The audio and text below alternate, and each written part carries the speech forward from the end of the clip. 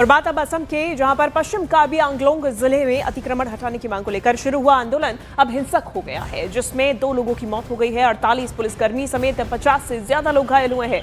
हालात उस वक्त और भी ज्यादा बिगड़े जब प्रदर्शनकारियों ने दुकानों में लूटपाट की, वाहनों में आगजनी और कार्बी आंगलोंग स्वायत्त परिषद के मुख्य कार्यकारी सदस्य के घर को भी निशाना बना दिया गया। खैरोनी इलाके में आगजनी की नई घटनाओं के बाद प्रशासन ने कर्फ्यू लगा दिया और इंटरनेट सेवाएं बंद कर दी, जबकि अतिरिक्त सुरक्षा बलों की तैनाती की जा रही है।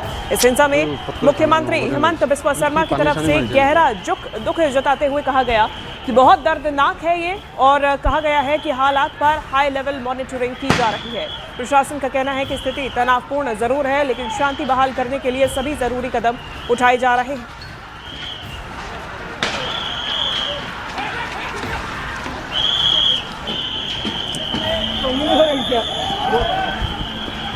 ये तस्वीरें सामने आई हैं, 23 दिसंबर की ये तस्वीरें हैं, जहां असम के कार्बी आंगलोंग में भारी हिंसा हुई है और इसकी वजह से 50 से ज्यादा लोग घायल हुए हैं, जिसमें 48 तो पुलिसकर्मी ही हैं। इसके अलावा 2 लोग भी घायल हुए हैं। जिले में अतिक्रमण हटाने की मांग को लेकर ये पूरा आंदोलन शुरू हुआ था, जो कि देखते ही देखते हिंसक हो गया। आपको 4 तस्वीरें दिखा रहे हैं, जहां अलग अलग इलाकों में इस वक्त हड़कंप मचा हुआ है। अब तक 2 लोगों की मौत हो चुकी है, 48 और इनके साथ ही 50 लोग कुल मिला के अभी तक घायल हैं। इनकी जानकारी सामने आई है, जिसका इलाज जारी है। हालात उस वक्त और भी ज्यादा बिगड़े जब प्रदर्शनकारियों ने दुकानों में लूटपाट शुरू कर दी, वाहनों में आगजनी की, कार्बी आंगलोंग स्वायत्त परिषद के मुख्य कार्यकारी सदस्य के घर तक को निशाना बना दिया।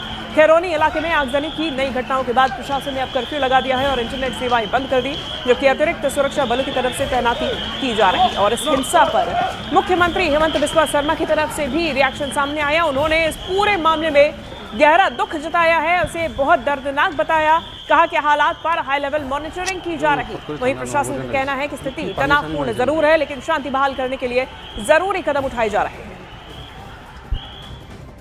तो असम के कार्बी आंगलोंग और पश्चिम कार्बी आंगलोंग जिलों में भड़की हिंसा पर राज्य के डीजीपी हरमीत सिंह ने सख्त प्रतिक्रिया दी है। डीजीपी ने कहा कि बीते कल से इलाके में भारी भीड़ जमा थी। उन्होंने खुद प्रदर्शनकारियों से मुलाकात कर बातचीत की थी। उन्होंने बताया कि भूख हड़ताल पर बैठे प्रदर्शनकारी नेता की तबीयत बिगड़ने पर डॉक्टर्स की सलाह से उन्हें मेडिकल जांच के लिए गुवाहाटी ले जाया गया, लेकिन इसी दौरान ये अफवाह फैला दी गई कि उन्हें गिरफ्तार किया जा रहा है। डीजीपी के मुताबिक आज प्रदर्शनकारियों ने एक पुल पर कब्जा करने की कोशिश की और जब पुलिस ने रोकने का प्रयास किया तो उन पर हमला कर दिया गया।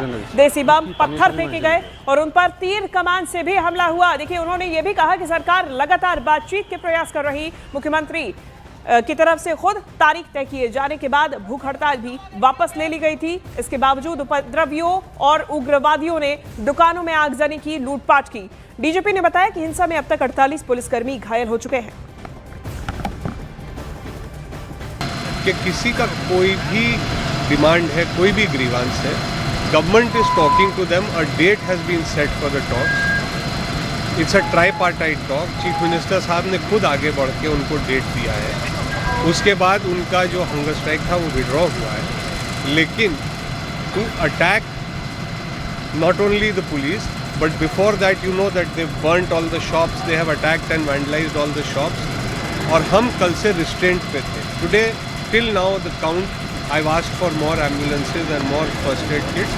48 policemen are injured till now and 2 IPS officers are also injured, IG Law and Order and 1 younger IPS officer.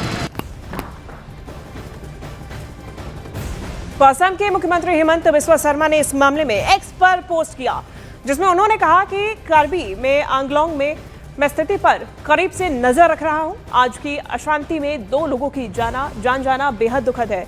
उन्होंने कहा कि शांति बनाए रखने के लिए बुधवार को खैरानी क्षेत्र में अतिरिक्त सुरक्षा बल तैनात किए जाएंगे। सामान्य स्थिति बनाने और बातचीत के माध्यम से मुद्दों का हल करने के लिए हम सभी संबंधित पक्षों के निरंतर संपर्क में हैं।